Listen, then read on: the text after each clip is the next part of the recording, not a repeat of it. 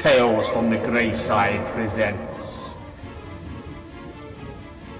13 Nights of Halloween. Let's make it 31 Nights of Halloween instead, if your heart can stand it. The portraits that John Clemens created seemed almost to be alive. In fact, some of them were alive. His wife should have remembered that before her greed drove him to reveal his masterpiece, because to her, that particular portrait was a portrait of terror.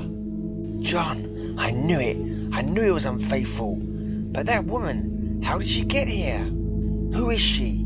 She looks like someone who might have lived thousands of years ago. At the start, Myra Clemens felt no fear, only rage, and that was a pity, because if she had been less of a shrew, she might have never learned the truth. John, open this door. I know there's a woman in there. Open it, or you'll regret it. I warn you. Myra Clemens was beautiful, but she had the instincts of a cobra, and so she did learn the weird, unbelievable truth. Myra, what is it? What's wrong? Wrong? You know what's wrong, you cheat. How dare you bring another woman into my house? Where is she? I don't understand. There's no one here. Liar, she is here. I saw her through the window. A woman in a crazy costume. You've hidden her somewhere. Where? Tell me. No one makes a fool of me. Don't. Please. You know how I hate arguments. Where is she, you philanderer? Don't, Myra. Don't. Please. If only Myra Clemens had heeded that. Her husband was a quiet, gentle man. He wanted only peace, but her tongue was a whiplash. Cheat? Sneak? Liar? Fraud? Woman chaser? He stood it as long as he could, until he could stand no more. All right, I'll tell you the truth. That girl, I drew her portrait, and it came to life. That was Cleopatra. Cleopatra? You mean the Egyptian queen? You're insane. You must be. No, Myra, listen to me. I'm not insane. For a long time now, I've had the power. I draw people, and they come to life. I create them, just as I created Cleopatra. Then I just erase them. I know it sounds crazy, but I just erase them and they're gone. You just erase them? Of course. Myra, it's true. You've got to believe me. I believe you, John. It's all so simple.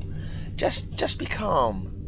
No, you think I'm out of my mind, but I'm not, and I can prove it. I'll show you. Then you'll have to believe me.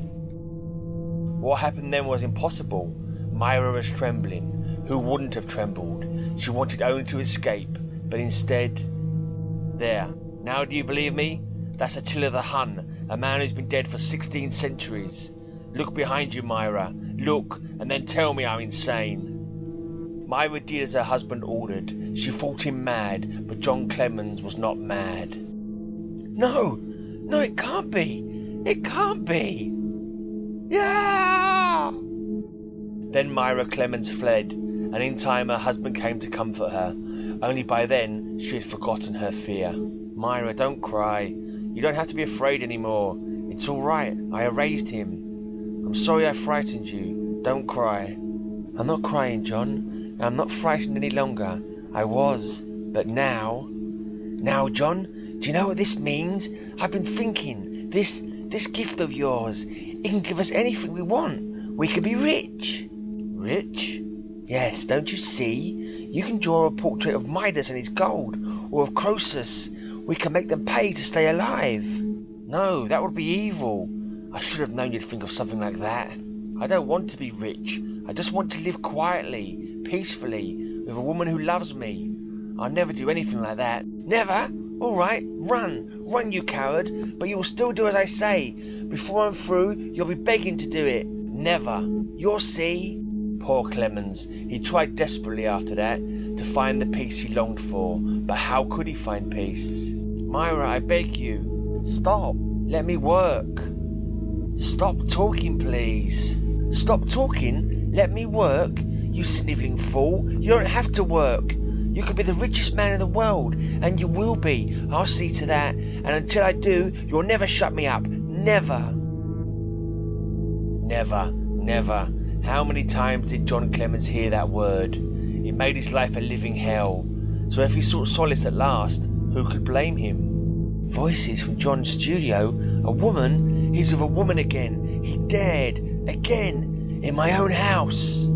Who could blame John Clemens if he created the love, the gentleness and the tenderness that meant so much to him? Darling, be patient just a little while longer. We'll be happy together, I promise. But first I have to be free of my wife. Free? Why, John? So that you can be happy with this imitation woman you've created for yourself? Oh no. You cheap sneaking, you will never be free of me, never. Do you hear? So you're going to be happy, are you? I'll make you wish you'd never been born, Will you, Myra? No, I don't think so. I hoped it would never come to this, but you leave me no choice. Choice? You don't have a choice. I'm your wife, and I'm telling you to get rid of this thing you've created. Now do as I say, do. No, Myra, not this time. Ah, the pity of it. Even then Myra Clemens might have been spared.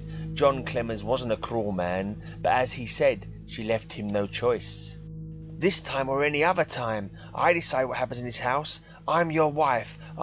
You were my wife, Myra, but not anymore. You were my wife, Myra, and I loved you. But now... She was still screaming when her husband's eraser slashed across the paper that lay before him, and then her screaming became a whimper. You were my masterpiece, Myra. I gave you life, beauty, but something went wrong. You turned sour, so... I'm sorry, but this has to be done. My legs!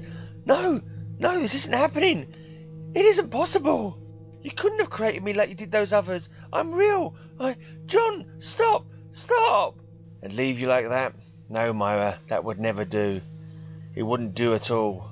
It was almost over then. Myra Clemens fell silent, but just before the end she mouthed her rage for the last time. Devil! Monster! You can't do this to me! You can't! And then she could see him no longer. She could only shriek in horror as John Clemens' eraser moved again and again and again.